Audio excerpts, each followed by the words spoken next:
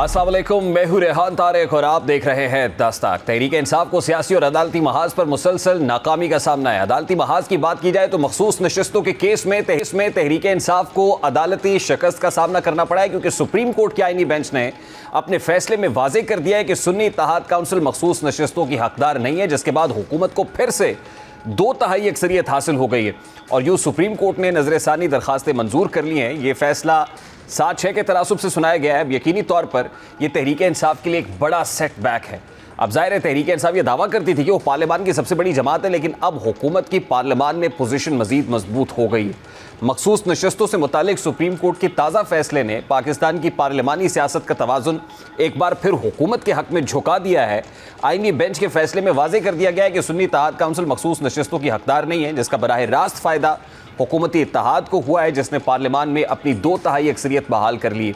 इस अदालती फैसले ने तहरीक इंसाफ के इस बयानी को ज़बरदस्त धचका पहुंचाया है, जिसमें वो खुद को पार्लियामान की सबसे बड़ी जमात करार देती रही है। पार्लियामानी अक्सरियत की दलील हुकूमत के पास है, जो कानून साजी, आईनी तरामीम और एतमाद के वोट जैसे अहम मामलात में अपोजिशन पर वाज़ेह बरतरी फराम करती है। तहरीक इंसाफ के लिए फैसला महज नशस्तों का नुकसान नहीं है, बल्कि एक सियासी और कानूनी हिकमत अमली की नाकामी भी। कानूनी माहिरीन शुरू से ये नुक्ता उठाते हुए है कि तहरीक इंसाफ ने अपनी जमाती हैसियत से इलेक्शन नहीं लड़ा, बल्कि एक इत्तेहादी यानी सुन्नी इत्तेहाद काउंसिल के टिकट पर उम्मीदवारों को मैदान में उतारा। अब बल्ले का इंतखाबी निशान छीनने का मामला हो और उसके बाद पाकिस्तान तहरीक इंसाफ का आज़ाद हैसियत में इलेक्शन लड़ने का मामला हो, फिर हुकूमत साजी का मामला, और फिर ज़ाहिर है ये फ़ैसला जो पहले पेशावर हाई कोर्ट की तरफ से आया था, और पेशावर हाई कोर्ट का वो फ़ैसला जिसको तहरीक इंसाफ की जानिब से चैलेंज किया गया, सुप्रीम कोर्ट ने फ़ैसला तहरीक इंसाफ के हक़ में सुनाया। लेकिन आज सुप्रीम कोर्ट ही ने अपने फ़ैसले को कलअदम करार देते हुए, नज़रसानी मंजूर करते हुए एक बार फिर पेशावर हाई कोर्ट का फ़ैसला बहाल कर दिया है, जिसके मुताबिक पाकिस्तान तहरीक इंसाफ मखसूस नशस्तों की हकदार नहीं है, बल्कि ये मखसूस नशस्तें अब बाकी जमातों को, जिसमें पाकिस्तान पीपल्स पार्टी है, पाकिस्तान मुस्लिम लीग नून और दीगर जो इत्तेहादी हैं, उनमें डिस्ट्रीब्यूट कर दी जाएंगी। इस मुतालिक हामिद खान साहब ने क्या कहा, ज़रा सबसे पहले उसकी एक झलक आपके सामने रखता हूँ।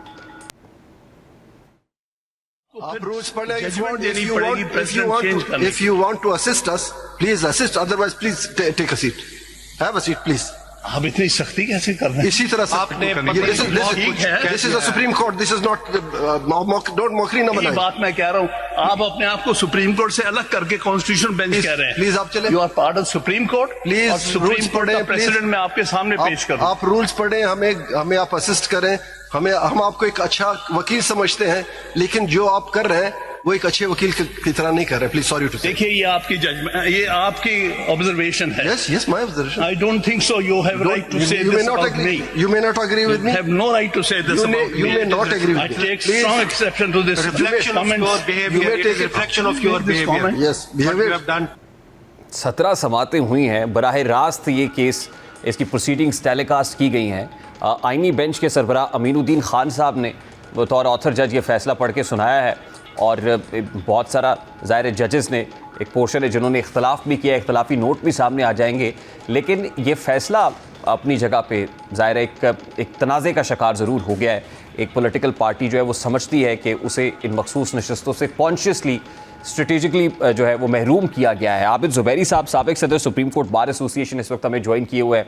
आमिर मुग़ल साहब, पाकिस्तान तहरीक इंसाफ के रहनुमा है, वो भी हमारे साथ मौजूद है। सबसे पहले आबिद ज़ुबैरी साहब आपकी तरफ आएंगे। ज़ुबैरी साहब, सुप्रीम कोर्ट ऑफ पाकिस्तान का ये फैसला जिसमें पेशावर हाई कोर्ट के फैसले को बहाल कर दिया गया है, ज़ाहिर है सियासी तौर पर पाकिस्तान तहरीक इंसाफ को बड़ा नुकसान है, पार्लियामानी पोजीशन कमज़ोर हो गई है, लेकिन इस फैसले को आप किस तरह से देखते हैं जो आज आईनी बेंच ने सुनाया?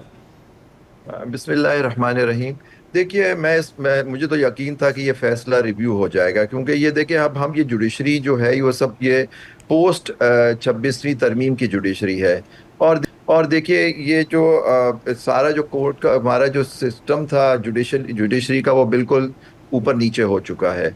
तो आप देखिए कि ये बेंच जो बनी कॉन्स्टिट्यूशन, जो ओरिजिनल बेंच थी जिसको सामने पहले अगर रिव्यू होता था, रिव्यू लगता था, पहले तो ये रिव्यू लगा नहीं। जब कॉन्स्टिट्यूशन अमेंड हो गया उसके बाद से ये बेंच बनी, और उसके आप समातें हुई। पहले 13 की बेंच थी, 2 जजों ने इस रिव्यू को डिसमिस किया कि इसमें कोई ग्राउंड नहीं बनता। फिर ये जो थी ये कम हो गई बेंच पर। आज एक मोअज़्ज़िज़ जज साहब ने अपने आप को इस बेंच से अलग कर लिया, फिर भी इसकी समाअत चली, और ये हमें यकीन था कि जी ये रिव्यू होगा फैसला, और ये सीटें जो होंगी ये पीटीआई से ले ली जाएंगी, और ये जो इनकी डिस्ट्रीब्यूशन, लेकिन जिस पर जो हैरानगी ज़्यादा हुई है कि ये उनसे तो ले ली गई, लेकिन ये जो बाकी जमातों में बांट दी गई। जनरल व्यू ये था कि हो सकता है, एक डिबेट तो थी कि जी पीटीआई तो पार्टी नहीं थी, सुन्नी इत्तेहाद काउंसिल ने इलेक्शन जो था उनके अपने लीडर ने उस पर अपनी पार्टी के उस पर नहीं लड़ा, तो ये उन्होंने उसमें शामिल हो गई, तो ये सही था या गलत था। चले इस पर तो डिबेट हो सकती है, जबकि मैं समझता हूँ कि ओरिजिनल फैसला ही गलत था। वो जो बल्ले का फैसला आया, आपको याद होगा, उसमें इनसे इनका सिंबल ले लिया गया, और फिर इनको आप बताएं, इनको इनके जो मेंबरान थे जिन्होंने लड़ने की कोशिश की, उन पर हर तरह की ज़बरदस्ती की गई, उनके फॉर्म नहीं भरे जा रहे थे, फिर सबको इंडिपेंडेंट आज़ाद डिक्लेयर कर दिया गया। तो ये फिर बाद में वो चीफ जस्टिस साहब जो थे उन्होंने पिछली तारीख में कहा, कहते रहे कि जी मेरा मतलब ये थोड़ी था कि वो ऐसा जमात नहीं लड़ सकती थी।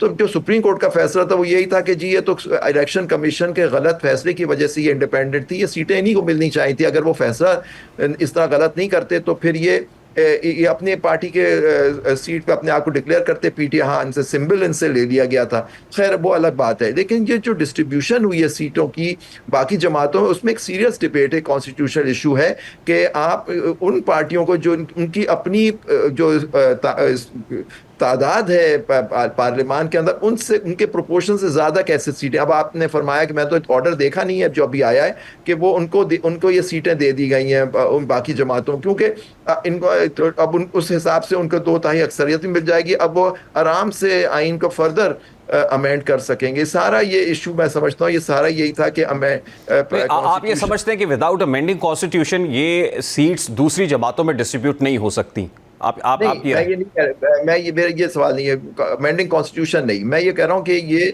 सीटें जो थी उनका देखें एक तरीका कार दिया हुआ है कि कौन कितनी सीटों का इंडिपेंडेंट सीटों का हकदार, क्योंकि देखिए जो इंडिपेंडेंट लोग होते हैं उनको 3 दिन के अंदर आइन के अंदर आर्टिकल 51 में लिखा हुआ है कि 51 में कि आपको उनको अपने एक जमात में शामिल होता है, और फिर उसके हिसाब से उनकी वो सीटें जो आप रिजर्व सीट्स होती हैं जो खासतौर पर ये जो अकलियतों की या लेडीज़ की वो डिस्ट्रीब्यूट होती हैं उसके अंदर, तो ये उनकी उस तादाद से ज्यादा उनको कैसे मिल जाएगा, क्योंकि ये तो अब इंडिपेंडेंट की ये तो सबको उनको आपने ऑर्डर पे अलग कर दिया।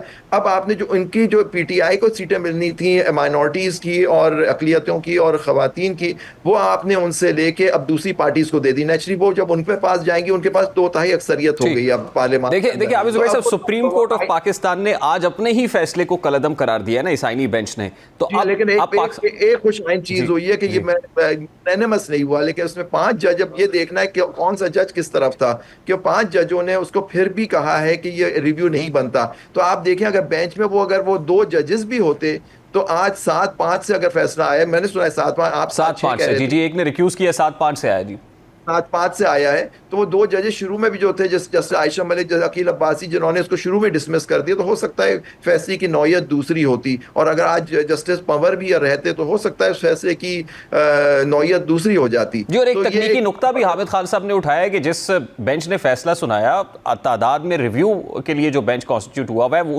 उसके जजेस की तादाद उससे कम नहीं हो सकती। जी, ये बात सही है, बिल्कुल। देखिए रिव्यू के ऊपर ये होता है कि उसकी तादाद नहीं हो सकती।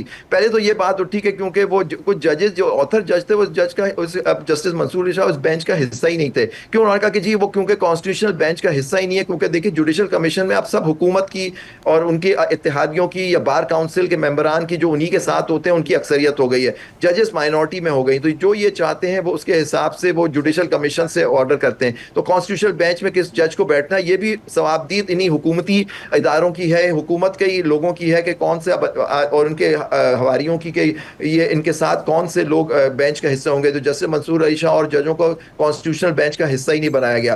तो ये सवाल उठता है, रिव्यू जो होता है पहले हुआ करता है, रिव्यू वही जज सुनते हैं जो फैसला करते थे अगर वो मौजूद हो, लेकिन क्योंकि अब ये इशू हो गया कि अब कॉन्स्टिट्यूशनल बेंच बन गई तो ये लोग दूसरे लोग सुनेंगे इस पे। अब इसमें वो जजेस भी शामिल थे जिन्होंने तो इस पटिशन को शुरू में डिसमिस किया था, वो जजेस भी शामिल थे जिन्होंने कहा था कि इस मेजॉरिटी फैसले को ना माना जाए, आपको याद होगा। तो अब ये फैसला आ गया। मैं समझता हूँ ये कोई नहीं, लेकिन सारा मैं समझता हूँ ये सारी चीज की गई है कि आइंदा में आराम से कॉन्स्टिट्यूशनल अमेंडमेंट, और आप देखिएगा जल्दी 27वीं तरमीम भी आ जाएगी। अब ये बड़ी इंपॉर्टेंट बात है, और जाहिर है ये अगर मुतनाज़ है तो आने वाले दिनों में ये तनाज़ा शिद्दत भी इख्तियार करेगा। अब ज़ुबैर साहब, लास्टली कोई लीगल रेमेडी मौजूद है लीगल फ्रंट पे पीटीआई के पास? नहीं, अब तो कोई देखिए रिव्यू तो डिसमिस हो गया। रिव्यू के देखिए ये कोई वो डायरेक्ट केस तो नहीं था, ये पेशावर हाई कोर्ट से आपको याद है ये ठीक। पिटीशन आई थी और वहां डिसमिस हुआ था। अब इनके पास आखिरी जो लीगल वो था और रिव्यू भी हुकूमत ने दाखिल किया था, आपको याद होगा ये हुकूमत ने और उनके लोगों ने और या कुछ लोगों ने जो समझते थे उनको एमएनए ये होना चाहिए था रिजर्व सीट्स में, उन लोगों ने दाखिल किया था। तो ये मैं समझता हूँ कि ये आज माशाल्लाह एक और फेदर है सुप्रीम कोर्ट के उसमें टोपी में, जो आज उनके हमारी जो ये 26वीं तरमीम के एवज हमें जुडिशरी मिली है माशाल्लाह आमिर से। ज़ुबैर साहब बहुत शुक्रिया आपके वक्त के लिए। आमिर मुगल साहब हमारे साथ मौजूद हैं, तहरीक इंसाफ के रहनुमा। आमिर मुगल साहब, आमिर ज़ुबैर साहब की गुफ्तगू आपने सुनी, अब कोई और लीगल रेमेडी तो मौजूद नहीं है, फैसला आ गया आईनी बेंच का, मखसूस नशस्तों से महरूम हो गए हैं और फिर ये नशस्तें अब डिस्ट्रीब्यूट हो जाएंगी हुक्मरान जमात के अंदर, तो पार्लिमानी पोजीशन तो खासी कमज़ोर हो गई। How big is this blow for you sir? देखें जी, इंसाफ का कत्ले आम हुआ है। इंसाफ जो है वो एक दफ़ा फिर आज उसका कत्ल किया गया है और उस 26वीं गैर आइनी तरमीम के नतीजे में ये एक गैर आइनी बेंच बना जिसने एक बार फिर इंसाफ का कत्लेआम किया और तहरीक इंसाफ की जीती हुई सीटें उसको लूट का माल समझ के, गनीमत का माल समझ के उसने बांट दिया उसकी मुखालिफ सियासी जमातों में। तो अगर ना भी ये बांटते, अब देखें ना, जब 26वीं गैर आइनी तरमीम हुई तो उस वक्त तो ये सीटें नहीं थी हुकूमत के पास, तो फिर भी उन्होंने अक्सरियत पूरी कर ली। आमिर मुगल साहब देखिए, लीगल ऑप्शंस तो पीटीआई की महदूद हो गई, पॉलिटिकल ऑप्शंस क्या है पाकिस्तान तहरीक इंसाफ के पास? देखिए जो आपने ट्रेल पेश की है, वो 8 फरवरी का इंतखाब हो, बल्ले के इंतखाबी निशान से महरूम होना हो, या फिर अब बानी पीटीआई के साथ मुलाकात का मामला हो, what options are you left with sir? आपने बिल्कुल दुरुस्त सवाल किया कि तहरीक इंसाफ के पास ऑप्शन क्या है। देखें, पार्लियामान हमारी 9 फरवरी की रात को फतह हो गई 2024 को, और अदलिया जो फतह हो गई उसकी कंप्लीशन हुई 21 और 22 अक्टूबर की रात। ये दोनों इदारे फतह हो चुके हैं। तहरीक इंसाफ को ना पार्लियामान से कोई रिलीफ मिल सकता है और ना ही अदलिया से कोई रिलीफ मिल सकता है। तहरीक इंसाफ के पास एक ही रास्ता बचा है और वो रास्ता है पुरअमन जदोजहद का, सड़कों पे निकलने का, आवाम के पास जाने का। सर एक तो ये कि क्या तासुर ये है कि पाकिस्तान तहरीक इंसाफ के पास इस वक्त पॉलिटिकल लीडरशिप जो मौजूद है, जो फ्रंट रनर्स हैं, वो अहलियत नहीं रखते at this point in time, जो लोग अभी मौजूद है। और ये मैं नहीं कह रहा, ये from with in the PTI भी ऐसी आवाज़ें उठ रही हैं अब। सेकेंडली 9 मई और 26 नवंबर के बाद ये करना प्रैक्टिकली कितना पॉसिबल होगा? देखें जी, मैं आपको एक बात बताऊं, जो इस वक्त हमारी लीडरशिप मौजूद है, बेशक उसमें गलतियां कोताहियां भी हैं, लेकिन इमरान खान का जब तक उन पे एतमाद है, हर कारकुन का उन पे एतमाद है। और मैं ये ज़रूर कहूँगा आपके प्रोग्राम के तवसत से कि हमें मज़ीद इसको बेहतर करके एक जामिया हिकमत अमली के तहत हमें मैदान में आना पड़ेगा।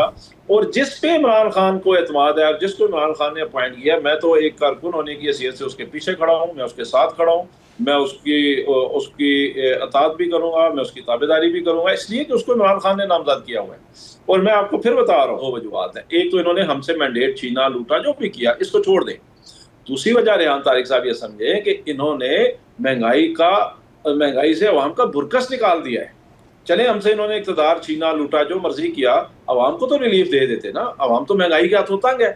आप देख लें, बिजली की कीमतें 16 रुपए यूनिट से। देखिए आमिर मुगल साहब, मैं आपसे अगर इत्तेफाक करूं इस मामले के ऊपर, तो यहाँ पे भी नैरेटिव बनाने के लिए तो ऑपोजिशन चाहिए होती है ना। जो ऑपोजिशन पर्टिकुलरली इस 1 पॉइंट एजेंडा, अगर वो महंगाई ही है, उसके ऊपर कोई नैरेटिव बिल्डिंग करे या उसके ऊपर अपनी शेडो कैबिनेट बिठा के कोई सोल्यूशन प्रपोज करे, कोई मैस मोबिलाइजेशन करे, उसका फुकदार नजर आता है ना सर? मैं आपसे इत्तेफाक करूंगा, महंगाई पे हमारी पार्टी को बतौर अपोजिशन जाहिर है इस पे बहुत ज्यादा तवज्जो देनी चाहिए, क्योंकि एक कॉमन पर्सन का इशू है, एक आम आदमी का इशू है। महंगाई के हाथों गरीब मर रहा है, उसके घर का चूल्हा बुझ गया है, वो बिजली और गैस के बिल नहीं दे सकता, वो बच्चों की फीस नहीं दे सकता, वो घर का किराया नहीं दे सकता, वो खाने पीने से आवाजार हो गया है, उसे आटा रोटी नहीं मिल रही, उसे लोग खुदकुशियां कर रहे हैं। अभी आपने देखा, आज की खबर है, 3 माँ ने 3 बच्चों को, छोटे छोटे मासूम बच्चों को जहर देके उनको मार दिया, अपने बच्चों को। ये पिंडी का वाकया आज का, वेरी अनफॉर्चुनेट। आमिर मुगल साहब, मुझे सर कता कलामी के लिए माजरत, ब्रेक लेनी है। क्विकली मुझे सिर्फ ये बताइएगा, अलीमा खान साहिबा का स्टेटमेंट, क्योंकि इन दिनों खासी बाज़गश्त है उसकी, कि जिसमें वो कह रही हैं कि बानी पीटीआई को माइनस कर दिया गया है। तो कौन है जो बानी पीटीआई को माइनस कर रहा है from with in the party? देखें जी, बानी पीटीआई तो खैर कभी भी माइनस नहीं हो सकते, ना इनको अगर हुकूमत पूरी मशीनरी बंदूक की नोक पे माइनस नहीं कर सकी तो किसी की क्या जरूरत है माइनस करे। अलबत्ता ये है कि मैं इसमें सलमान राजा साहब के मौक़िफ़ के साथ खड़ा हूँ कि हमें इस जो बजट है इसको कुछ दिन बाद पास कर लेना चाहिए था। उससे पहले एक भरपूर एहतजाज करना चाहिए था, अडयाला जेल के बाहर जाके बैठना चाहिए था और मुलाकात की कोशिश करनी चाहिए थी। और उसके लिए अगर फिर ना करते तो हम बजट पास कर लेते, क्योंकि इमरान खान ने अगर हुकूमत गिरानी हो KPK की और ख़त्म करनी हो तो उन्होंने एक इशारा करना है, हुकूमत ख़त्म हो जानी है। वो इस हुकूमत को चलाना चाहते हैं, इसलिए तो उन्होंने कहा कि आगे मुझे बजट पे ब्रीफिंग दे। तो इस हद तक मैं सलमान राजा साहब के मौक़िफ़ के साथ हूँ कि इन्हें कुछ दिन इंतजार करना चाहिए था। वैसे भी कुछ 27 या 30 जून तक हम इसको लेट कर सकते हैं। बहुत शुक्रिया आमिर मुगल साहब आपके वक्त के लिए। आमिर मुगल, तहरीक इंसाफ के रहनुमा हमारे साथ मौजूद थे। Let's take a very quick short break, और ब्रेक के बाद जब वापस आएंगे ईरान इसराइल स्टैंड ऑफ के बाद की जो सिचुएशन है, जो गेम ऑफ नैरेटिव्स है, वो कौन जीत रहा है, इस पर बात करेंगे। इस ब्रेक के बाद हमारे साथ रहिए।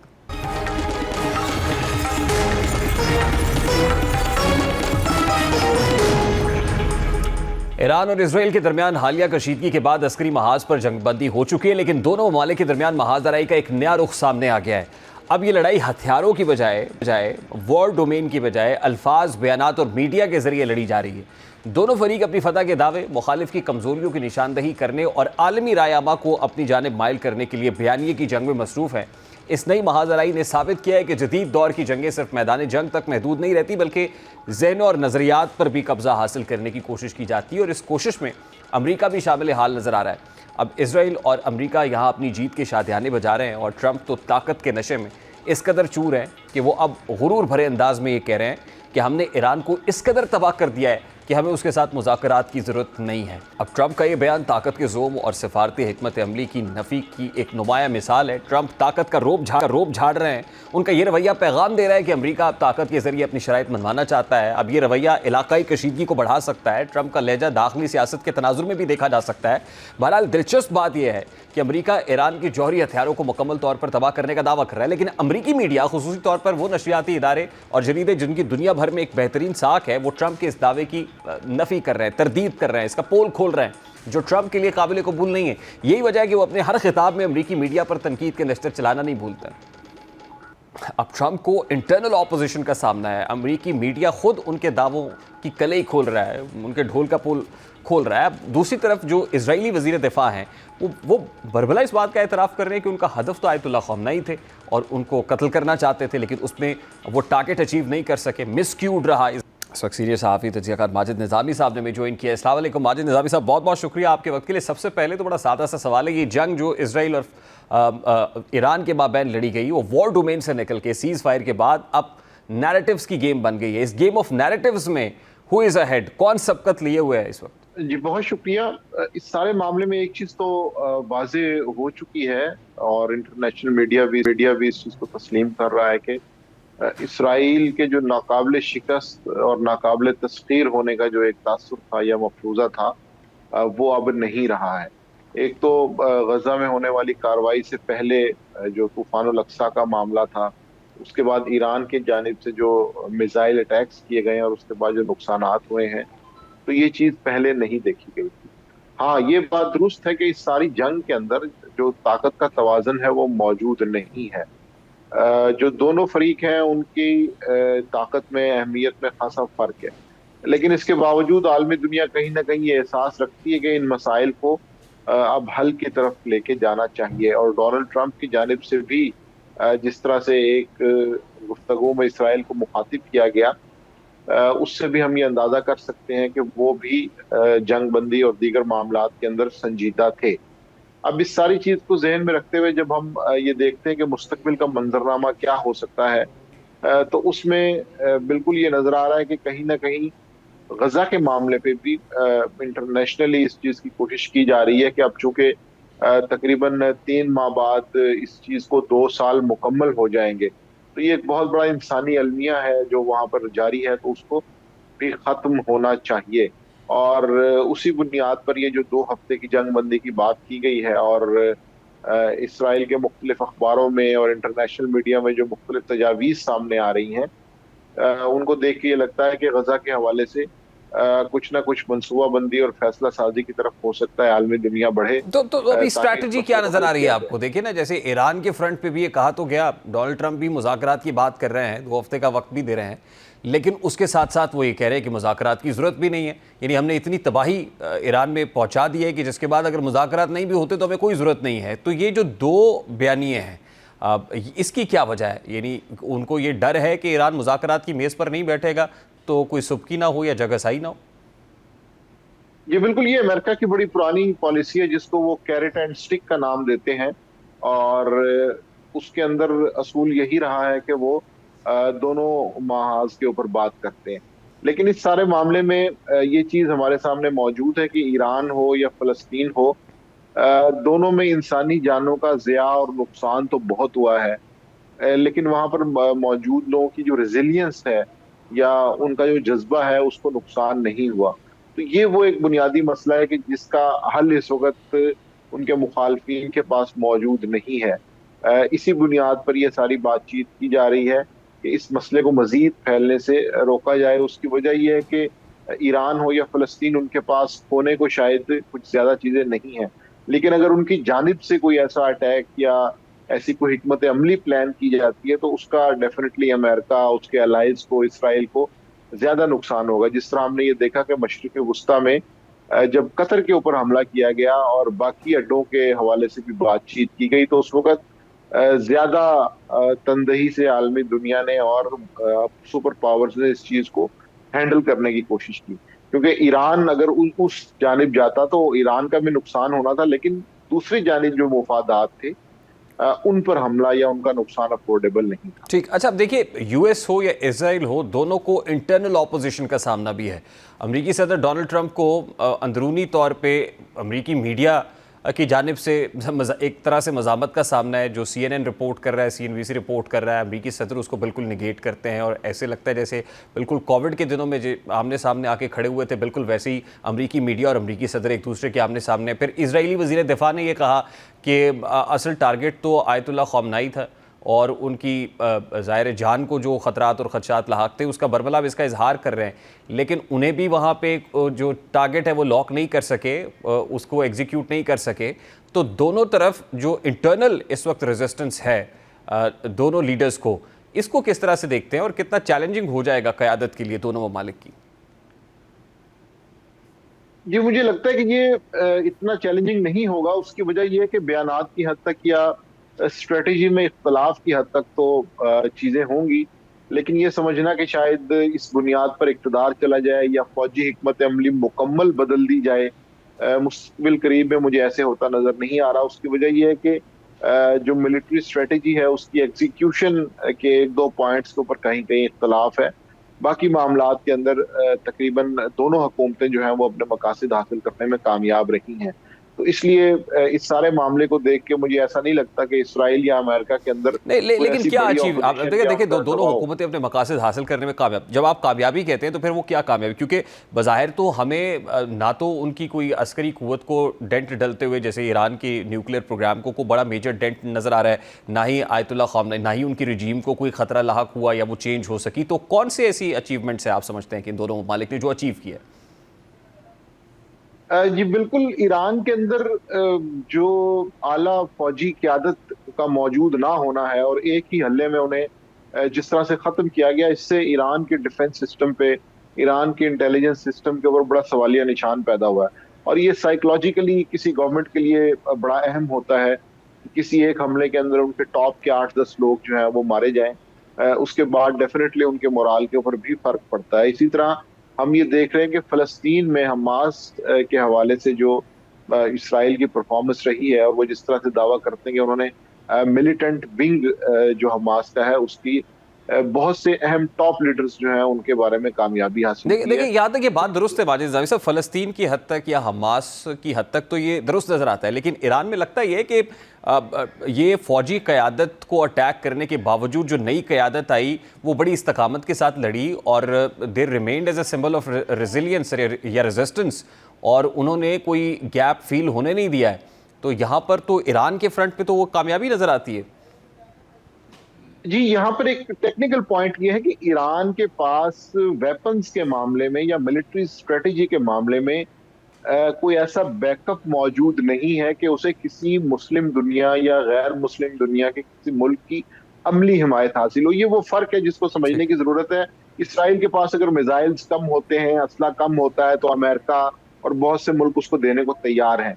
लेकिन इसराइल ईरान के मामले में उनकी टेक्नोलॉजी में जो नुकसान हुआ है या उनकी जो मिसाइल टेक्नोलॉजी है, उनके वेपन्स हैं, उनके हवाले से प्रैक्टिकली दुनिया में इस वक्त ऐसा कोई मुल्क नहीं है जो खड़ा होकर ये ऐलान करे कि हाँ, हम मिसाइल टेक्नोलॉजी में या एटमी टेक्नोलॉजी में इनको सपोर्ट करेंगे अमली तौर पे।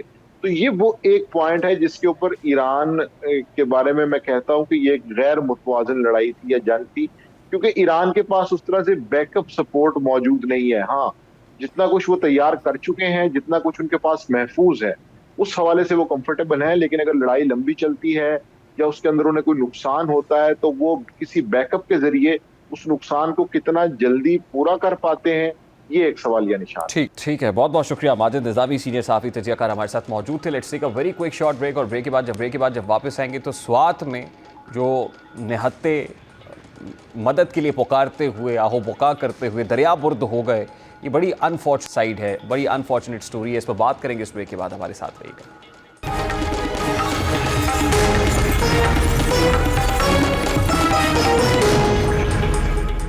वादी स्वात एक बार फिर फितरत के बेरहम तूफान की जद में आ गई है, लेकिन इस बार सिर्फ पानी नहीं आया बल्कि मौत की लहरें भी अपने साथ लेकर आया है। बारिशों के बायस पैदा होने वाले सैलाबी रैले ने मुख्तलिफ इलाकों को अपनी लपेट में लिया और चंद लम्हों में जिंदगी को बेबसी में बदल दिया। इमाम ढिरई, फालेगे, मानिया, पंजग्राम और खासा खेला जैसे इलाके जो आम तौर पर सयाहत, सब्जाजारों और खूबसूरती की अलामत समझे जाते हैं, वो एक हौलनाक अलमिये का मंजर बन गए। दरियाए स्वात में अब तक 7 अफराद दरिया बुर्द हो चुके हैं। अब तक 57 अफराद को रेस्क्यू किया गया है। दीगर अफराद की तलाश जारी है और वक्त के साथ साथ खदशा बढ़ता चला जा रहा है कि मज़ीद हलाकतें भी हो सकती हैं। ये मनाजर ना सिर्फ दुख से भरे हैं बल्कि सवालात से भी ज़ाहिर अटे हुए हैं कि ये सानहा पेश क्यों आया। क्या ये कुदरती आफत थी या इंसानी लापरवाही का नतीजा है? स्वात का खित्ता जोग्राफियाई लिहाज से पहाड़ी इलाके पर मुश्तमिल है, जहाँ बारिशों के बाद नदी नाले बिफर जाते हैं। ऐसे में अगर हंगामी हालात से निपटने की हिकमत अमली, पेशगी, वार्निंग सिस्टम और इनखला के मौसर मनसूबे मौजूद ना हो तो पानी की हर लहर मौत बन जाती है। इस सानहे में यही कुछ हुआ है। इंतज़ामिया ने मुमकिन तुग़यानी की पेशगोई तो की थी, लेकिन इसका पैगाम बर वक्त मौसर या काबिल अमल तरीके से आवाम तक नहीं पहुँचाया। इसकी कोई आउटरीच नहीं थी। नतीजा ये निकला कि न सिर्फ मकामी लोग बल्कि सयाह भी इस अचानक आने वाले मौत के सामान का शिकार बन गए। कई ख़ानदान पिकनिक मनाने निकले थे, लेकिन उनके कदमों तले ज़मीन सरक गई और वो पानी में बह गए। उन इलाकों में इंफ्रास्ट्रक्चर कमज़ोर और हुकूमती बरसाती नाले और रसाई भी जो है वो महदूद है। मीडिया रिपोर्ट्स के मुताबिक जब दरियाए स्वात में तुग़यानी आई तो लोगों के पास महफूज जगहों तक पहुँचने का वक्त नहीं था। इमदादी कार्रवाइयाँ शुरू हुई, लेकिन उनमें वो चाबुक दस्ती ना थी जो इंसानी जानें बचा सकती थी। और यही वजह है कि हुक्काम पर ऐनी शाहिद बरसते हुए दिखाई दे रहा है कि रेस्क्यू के पास वो दस्तियाब वसाइल मौजूद नहीं है जो रिक्वायर्ड है। ऐनी शाहिदीन इस पर क्या कह रहे हैं, ज़रा उसकी एक झलक आपके सामने रखता है। रेस्क्यू को कॉल किया, वो आ गए, लेकिन लेट आ गए। जब वो आ गए तो उसमें उन्होंने कहा कि हमारे पास औजार नहीं है, तो फिर वो वापस चले गए। रेस्क्यू टीमें आई भी थी, उनके पास शायद वो साजो सामान मुकम्मल नहीं था जो रेस्क्यू कर सकते। घंटा तो लगा दिया उन्होंने आते आते, और घंटा लगा दिया। कभी रस्सा बैंक थे, बाकी अंदर नहीं गए। एक दूसरे को फोन किया कि यार आ जाओ इधर, लोग फंसा है। और वो टाइम हो गया, आधा 1.5 घंटा हो गया था। आधा लोग जो है वो पानी में चला गया। उन्होंने बोला हमारे पास वो कश्ती नहीं है। फिर वो चले गए, दोबारा नहीं आए। दोबारा उस वक्त आए हैं कि जब वो सैलाब की नजर हो गए। बहरहाल पाक फौज की मदद से कई अफराद को बचा लिया गया, लेकिन कई मकामात में अब भी कई अफराद फंसे हुए हैं जिनकी जिंदगियां लम्हा ब लम्हा खतरे में है। अब इस अफसोसनाक सूरत हाल ने हमारी इंतजामी तैयारियों पर एक बार फिर सवालिया निशान लगा दिया है। कुदरती आफात हर जगह आती हैं, लेकिन इनसे निमटने के लिए तरबियत याफ्ता इदारे, बर वक्त वार्निंग सिस्टम और अवामी शऊर का होना बहुत ज़रूरी है। बदकिस्मती से स्वात जैसे सयाहती और हसास इलाकों में ये बुनियादी अनासर या तो मौजूद नहीं है या फिर बहुत कमज़ोर हैं। ना तो मकामी सतह पर ऐसी आगाही दी गई है कि लोग खतरनाक मौसम में दरियाओं के करीब जाने से गुरेज करते हैं, ना ही हुकूमती सतह पर हंगामी मनसूबाबंदी की गई थी जो लोगों को वक्त पर महफूज मकाम तक मुंतकिल कर सकती। एक और तशवीशनाक पहलू यह है कि मुतासर अफराद में बड़ी तादाद सयाहों की थी। इसका मतलब यह है कि सयाहत को फ़रोग देने वाली हुकूमती कोशिशें ज़मीनी खतरात से बेखबर हैं। मीडिया रिपोर्ट्स के मुताबिक सयाहती इलाकों में ना तो रेड अलर्ट होता है, कोई ऐसा सिस्टम मौजूद है कि जो वेदर अलर्ट दे, वेदर अपडेट दे, ना ही मकामी पुलिस या सयाहत से मुतल्लिका हुकाम ने मौसमी हालात के पेश नज़र रिस्क अलर्ट जारी किया। अगर पहले इन इलाकों में दाखिला बंद कर दिया जाता या वार्निंग बोर्ड्स नस्ब किए जाते तो शायद कई जानें बचाई जा सकती थी। फिर यह सवाल भी अहम है कि माहौलियाती तब्दीलियों के असरात को हम कब संजीदगी से लेंगे। हर साल मानसून की बारिशों के साथ पाकिस्तान के मुख्तलिफ इलाकों में सैलाबी तबाहकारियाँ होती हैं, लेकिन हम आज भी वहीं खड़े हैं जहाँ 10 साल पहले मौजूद थे। मौसमियाती माहिरीन बार बार खबरदार करते आए हैं कि ग्लेशियर्स के पिघलने, गैर मुनज़्ज़म अर्बनाइजेशन, दरिया किनारे गैर कानूनी तामीरात और जंगलात की बेदरीग कटाई ने पाकिस्तान के दरियाओं को मज़ीद ख़तरनाक बना दिया है। अब ये सानहा महज चंद घंटों का हादसा नहीं, बच्चों की मनसूबाबंदी की नाकामी का नतीजा है जिसे हम आज भुगत रहे हैं। अभी एक ब्रेक लेंगे, ब्रेक के बाद जब वापस आएंगे एक और इंपॉर्टेंट स्टोरी आपके साथ शेयर करेंगे। इस ब्रेक के बाद हमारे साथ रहिए।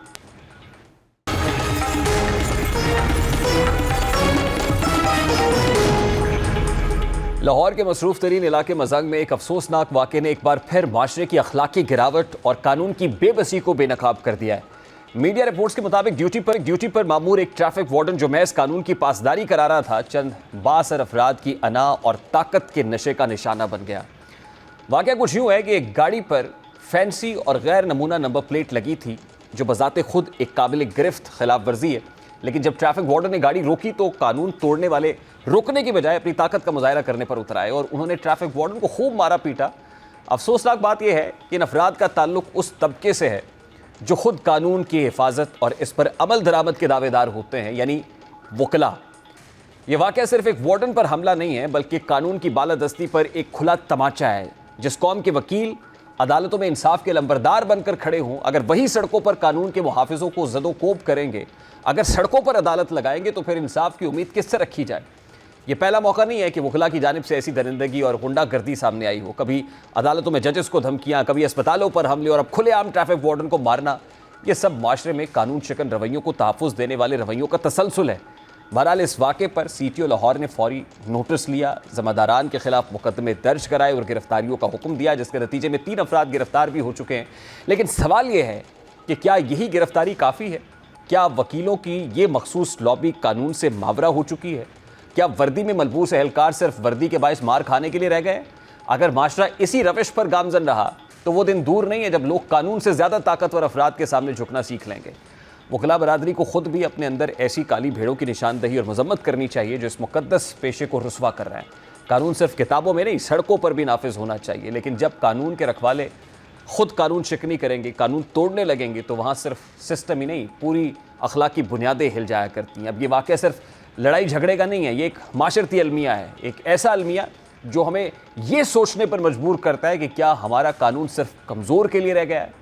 अगर वकला जैसा तालीम याफ्ता तबका भी कानून की जगह लाठी, धौंस और धमकी को फौकियत दे तो फिर अदालतों में बैठने वाले जज भी खुद को गैर महफूज महसूस करेंगे। अब सवाल यह है कि क्या इन मुल्ज़िमान की गिरफ्तारी काफ़ी है या इन वकीलों के लाइसेंस भी मनसूख किए जाएंगे?